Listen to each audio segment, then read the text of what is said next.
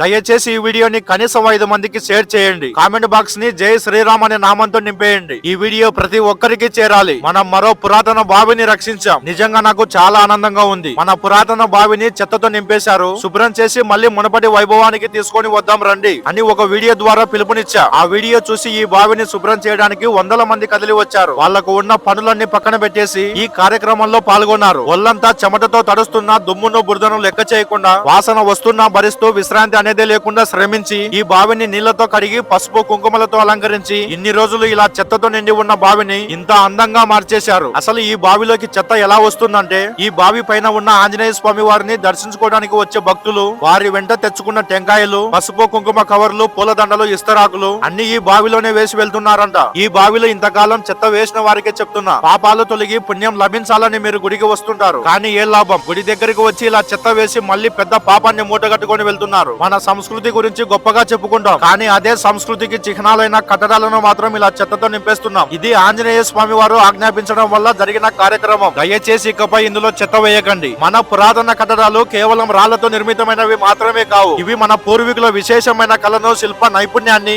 ఆలోచన శక్తిని ప్రతిబింబించే విలువైన సంపదలు. వీటిని కాపాడి జాగ్రత్తగా మన రేపటి తరానికి అందించాల్సిన బాధ్యత మనందరిది. ఎక్కడ చూసినా మన పురాతన కట్టడాలు ఇలా చెత్తతో నింపేస్తున్నారు. తవ్వకాలు చేసి శిథిలావస్థకు వచ్చేలా చేస్తున్నారు.